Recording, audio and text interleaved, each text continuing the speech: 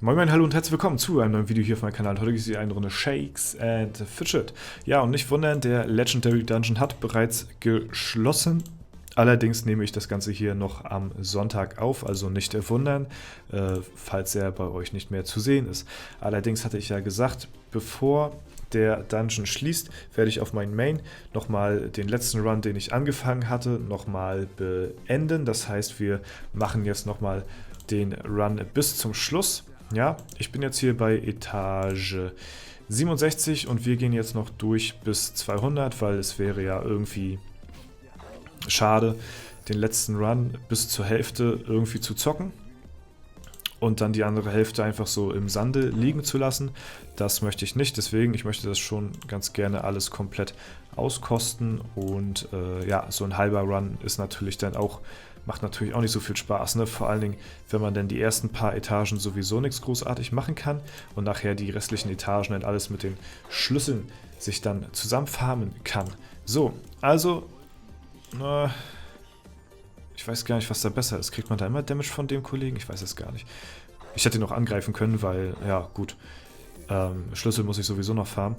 Ja, auf jeden Fall haben wir nochmal das allerletzte Mal hier in dem Dungeon die Chance, eine legendäre Waffe gedroppt zu bekommen. Ja, ich denke mal, mittlerweile wird das wahrscheinlich jeder von euch gesehen haben, welches Glück mich da ereilt hat, was die Spanne anging von der Waffe. Ja, also ich habe zwar eine legendäre Waffe bekommen, also von daher sollte ich mich eigentlich nicht beschweren, aber irgendwas mit einer 30er Spanne macht als Magier jetzt nicht so viel Spaß, muss ich sagen. Also klar, manche von euch, kann ich auch verstehen, hätten die Waffe safe genommen, weil die einfach von den Attributen her so viel besser ist als meine alte Waffe.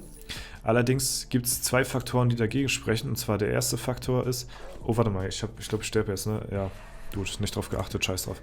Der erste Faktor ist, in meinem Levelbereich machen 100 Stat-Punkte auch nicht mehr so viel aus. Ja, also man möchte die natürlich schon gerne haben, weil es ist natürlich schon ein Unterschied. Aber es macht ja vom Schaden her kaum noch irgendwie einen Unterschied. Das ist Punkt Nummer 1. Ne? Trotzdem möchte man es natürlich gerne haben, weil ohne Grund bin ich ja nicht auf die Jagd danach gegangen, auf eine neue Waffe. Weil 100 Stat-Punkte lohnt sich schon. Das lohnt sich schon, da zu wechseln. So, ich sag nur, es ist halt im Verhältnis nicht mehr so gravierend wie vielleicht in früheren Bereichen des Spiels, dass man ja, so viel mehr schafft mit diesen 100 Stat-Punkten auf jedes Attribut. Ne? Also in dem Fall wäre es ja nur Ausdauer und Intelligenz gewesen, weil Glück ja, bringt mir ja auch nicht mehr so viel. Ne? Punkt Nummer 1. Und Punkt Nummer 2 ist, dadurch, dass die Spanne halt ziemlich am Sack ist, machst du halt immer konstanten Schaden. Gut, der eine sagt, ja, damit weißt du, wo du bist und kannst vielleicht Dungeon-Gegner vielleicht, ja, nicht mit einem Lucky Try so schaffen, aber ja, du machst immer so konstanten Schaden, ist gut für die Ehrenhalle, hast eine feste Position und so. Da spricht aber dann halt auch wieder was dagegen, und zwar schaffe ich momentan wahrscheinlich keine Gegner in den Top-Positionen der aktuellen Ehrenhalle, ohne einen richtig fetten Crit rauszuhauen. Das heißt, dahingehend brauche ich schon eine fette Spanne. Das ist einmal die Sache. Also ich brauche auf jeden Fall ein bisschen Glück, dass ich mit fetten Crit-Treffer ja, treffe. Das ist Punkt Nummer 1. Und Punkt Nummer 2 ist quasi in den Dungeons. Ja, weil die Dungeons natürlich...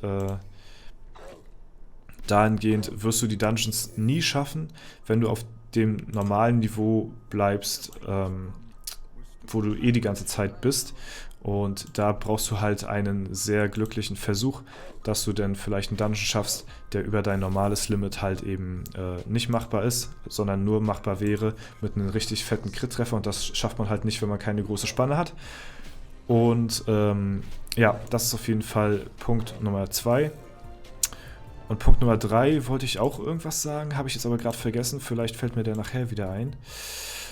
Stimmt, Punkt Nummer 3 fällt mir jetzt ein, ist, dass ich halt ein Magier bin. So.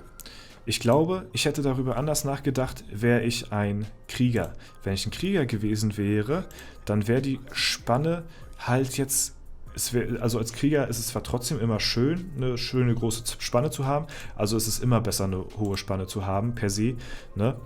Aber als Krieger wäre es halt nicht so ausschlaggebend, eine hohe Spanne zu haben, weil der immer konstanten Schaden macht und der Waffenschaden vom Krieger sowieso nicht so hoch ist wie vom Magier. Die Magier sind aber eine Damage-Klasse und die sind mehr oder weniger darauf angewiesen, Damage zu machen. Und deswegen ist es für die Magier noch förderlicher, noch mehr Damage zu haben. So ist jetzt meine Theorie. Klar, ihr könnt jetzt natürlich was anderes sagen.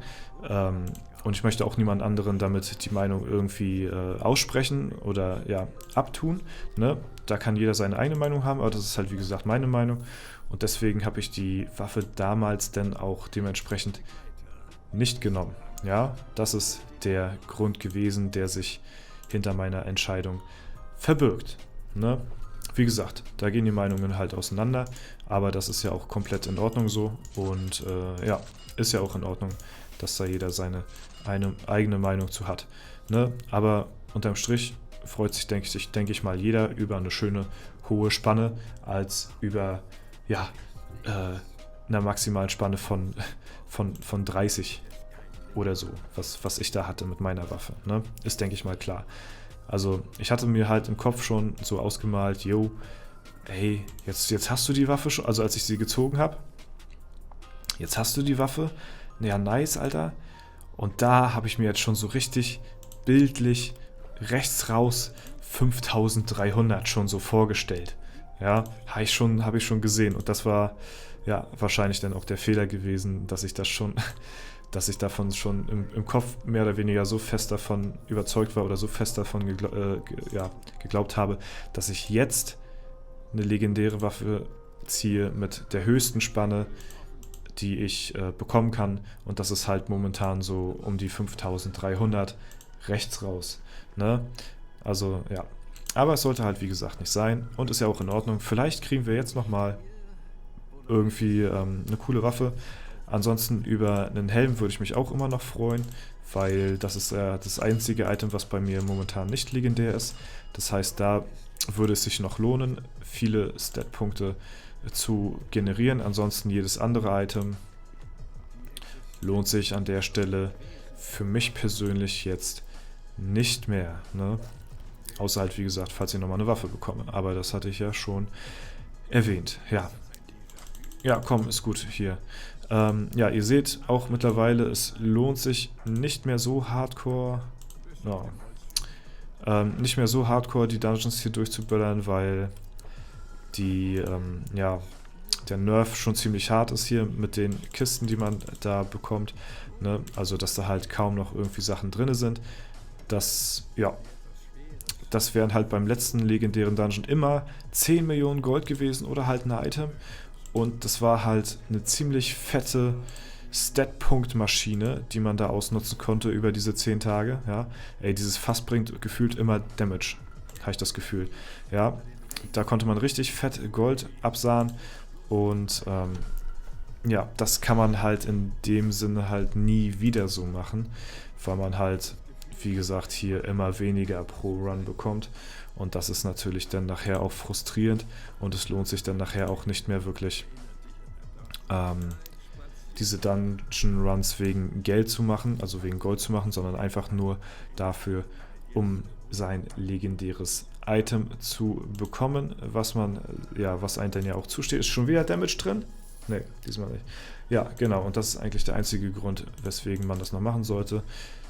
Habt ihr einen Sammlerzwang irgendwie oder einen Sammlertrieb und wollt alles vervollständigen in Sammelalbum, auch wenn es nicht mal Prozente dafür gibt, nur damit ihr die Bildchen da drin haben wollt, dann macht das, tut euch keinen Zwang an.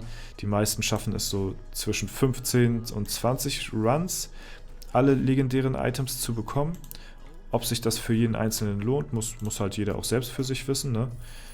Für mich lohnt es sich nicht, weil ich weiß es nicht, aber ich gehe zu 99% davon aus, dass die Dungeons, die wir jetzt gesehen haben, nächstes Jahr auch wieder am Start sind. Das heißt, den Halloween-Dungeon, Süßes oder Saures, wird es nächstes Jahr zu Halloween auch wieder geben. Und diesen Herr der Dinge Dungeon wird es zu Weihnachten nächstes Jahr auch wieder geben. Ja, und da hat man auch wieder die Chance, die Items zu bekommen, die man jetzt vielleicht nicht bekommen hat, um nochmal ein bisschen das Sammelalbum zu vervollständigen. Ne? Und ja, wir schauen mal auf die Waffe. Ja, eine ganz gute Spanne, aber alle Attribute auch und die Rune drauf interessiert mich jetzt auch nicht so. Gut, ja, ist jetzt nicht so das Ding. So, was haben wir hier? Oh, das Loch. Alter, ist gut, dass wir jetzt das Loch bekommen tatsächlich, weil wir haben wenig Leben. Das heißt, wir kriegen ziemlich wenig Leben abgezogen, wenn überhaupt Leben abgezogen. Und wir überspringen jetzt einen Zwischenboss, was auch ganz gut ist, weil der raubt uns relativ viel Leben und auf das Epic kann ich tatsächlich auch verzichten tatsächlich. Ne? Und da nehme ich dann lieber die Pilze mit. So, mal gucken, wie viel Leben? 8 Mille und sind auf Etage 175. Das ist sehr nice auf jeden Fall. Ne? Das hat uns ziemlich viel jetzt auch an Pilze gespart. Und wir haben noch 24 Schlüssel. Ja, das sollten wir, denke ich mal, auch hinbekommen, falls wir jetzt noch ein paar Türen bekommen, anstatt immer nur Fragezeichen oder Monster jetzt hier in dem Falle. Ne? Ich möchte jetzt schon noch ein paar Schlüssel jetzt gerne benutzen wollen. Ansonsten war das vom Anfang dann eher ein bisschen gewastet, dass ich da viele Monster geklatscht habe. Ne? Die Schlüssel möchte man schon irgendwie nutzen. Ne? So, und alle Schlüssel werde ich jetzt schon nicht mehr loswerden. Das ist jetzt schon unmöglich. Und ich muss aufpassen, damit ich hier nicht unter die Hälfte des Lebens rutsche. Weil sonst könnte es auch relativ schnell sein, dass ich nochmal aufladen muss für den Run hier. Und das möchte ich eigentlich sehr ungern machen. Deswegen nehme ich, glaube ich, diese runden Kisten nehme ich jetzt nicht mehr an, weil da ist ziemlich häufig ja, Schaden drin. Hier weiß ich nicht. Kommt selten vor. Oh nee, ne? Also das ist halt Worst Case. Jetzt dahinter noch ein Monster. Nee, Glück gehabt.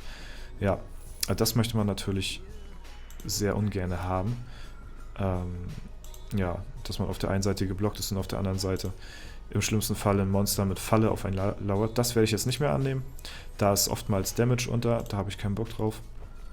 Und wir nutzen jetzt noch die restlichen Schlüssel, um uns durch die Türen hier zu farmen.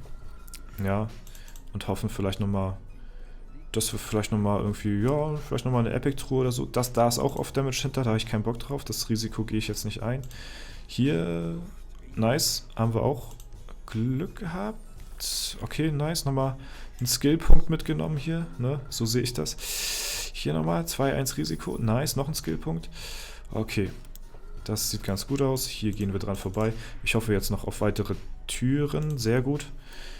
Das sieht gut aus. Die Kiste nehmen wir auch noch mit. Da ist auch kein Damage drin. Nochmal ein Skillpunkt. Nice. Sehr gut, sehr gut. Sieht gut aus. Haben ein paar Schlüssel gewastet, aber ist nicht so wild. Nice, okay. Glück gehabt. Kein Monster. Auch kein Monster. Sehr gut. Okay. Gut, und nochmal eine Tür. Ja, also wir hätten 8 Monster am Anfang uns sparen können. Ne, da hätten wir vielleicht nochmal einmal aufladen gespart, aber wer will das immer wissen, ob man ein Loch bekommt oder nicht, ist so die eine Sache. Und wir gehen rein, der Endboss, Etage 200. Ich bin gespannt, besiegen tun wir ihn auf jeden Fall. Wir haben mehr Leben als die Hälfte, das heißt, wir kriegen es hin. Und ich bin gespannt, welches Item wir jetzt als letztes nochmal bekommen werden zum Abschluss des Legendary Dungeon Runs hier. Und es wird...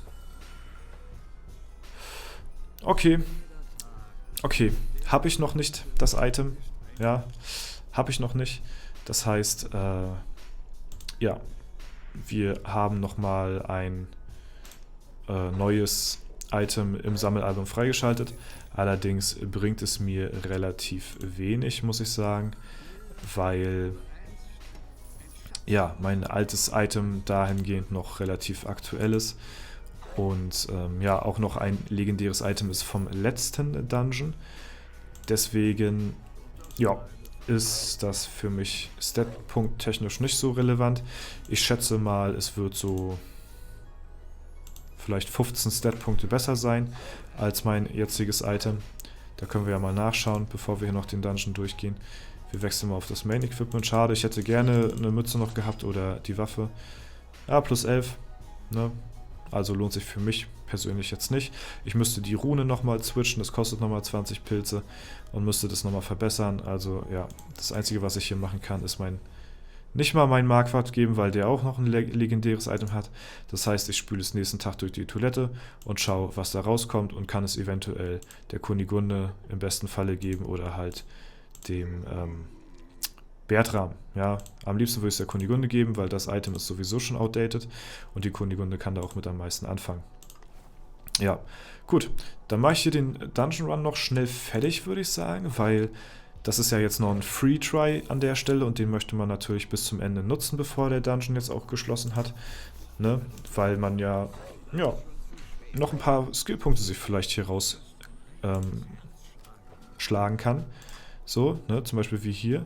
Das nimmt man natürlich noch sehr gerne mit. Ne? Deswegen, das möchte ich nicht liegen lassen. Wäre schade drum. Ein paar Schlüssel können wir noch farmen, in ein paar Türen reingehen. Vielleicht kriegen wir sogar noch ein Epic oder so.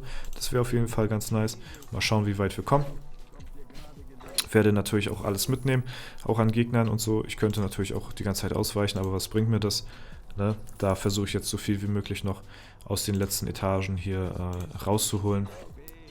An Cash, Items, was so geht. Weil Free Try ist Free Try, ne? Denke ich mal, würde jeder von euch so machen. Und ja, irgendwann das Fragezeichen. Gut, da haben wir nix. Mal Fragezeichen vielleicht. Ja, nice, noch eine Kiste. So, als nächstes nehme ich eine Tür, falls mir eine Tür angeboten wird, um ein paar Schlüssel loszuwerden.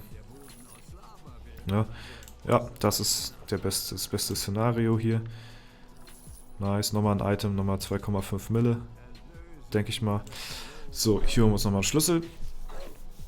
Weiter als bis zum ersten Zwischenboss kommen wir ja sowieso nicht. Da ist wahrscheinlich dann Endstation für uns. Da kommen wir nicht vorbei, es sei denn, wir kriegen nochmal einen Heal oder sowas. Ne? Aber mit dem Playstyle, den ich jetzt hier mache, versuche ich möglichst viel nochmal an Profit rauszuschlagen nochmal für uns hier. So, nochmal Kiste, alles mitnehmen hier, let's go. Ja, nice. Ein bisschen, okay, gut, die geben nicht alle 2,5 Millionen, die geben auch mal 2 oder so. Mal eine Tür mit, eine Kiste, ja nice. Mal einen Ring. Mal gucken, was ist hier hinter? Okay, Holz. Hätte ja auch gut sein können, dass hier noch irgendwie ein Raum ist, wo man nochmal safe ein Epic oder so rauskriegt, ne? Kann ja alles sein. Oder wir werden noch Balrog begegnet, ne? An der Stelle, das kann natürlich auch sein. So, ja. Wecken wir alle auf hier. Gibt nur alles ein bisschen Loot oder einen Schlüssel. Nice. So, irgendwann ein Monster mit. Holen wir uns auch nochmal einen Schlüssel oder Gold. Gut, Schlüssel. Fragezeichen nehmen wir mit. Okay, Monster, let's go. Ja, also ich nehme euch nochmal mit hier in den letzten Run und dann war es das erstmal soweit gewesen wieder. Ich bin gespannt, wann der nächste legendäre Dungeon rauskommen wird. Ich schätze mal zu Ostern. Gehe ich jetzt mal einfach von aus. Das ist so jetzt, glaube ich, das nächste große Event, was jetzt so vor uns steht. Zumindest zeitbedingt so. Zeigt es in der Geschichte von Shakes & Fidget, dass zu Ostern auch immer irgendwas Besonderes war. Deswegen gehe ich mal von aus, könnte es auch gut sein, dass jetzt auch zu Ostern wieder irgendwie ein neuer Dungeon rauskommen könnte. Ich würde tatsächlich aber jetzt, bevor nochmal ein Leggy-Dungeon rauskommt, würde ich tatsächlich einen normalen Dungeon nochmal begrüßen. Ne? Also so einen ganz normalen Dungeon, wo man halt ein paar Bosse zum Bekämpfen hat. Ich meine, klar ist natürlich jetzt nicht immer die Lösung auf Dauer irgendwie, aber für zwischendurch als kleinen Snack so kann man mal ganz gerne einen normalen Dungeon mal mitnehmen. Ist immer ganz cool zu sehen, auch so neue Gegner, neue Bosse. Ein bisschen Free XP, sag ich mal, ne? Weil die meisten Gegner lege ich ja schon so immer zum Anfang. Ist verschlossen hier. Genau, und deswegen wäre ich da auf jeden Fall nicht abgeneigt. Aber ich denke mal, da sind sie jetzt gerade vielleicht ein bisschen am entwickeln, weil es ja jetzt ein bisschen eng wird auf der Dungeon-Karte. Oder sie müssen halt irgendwo neue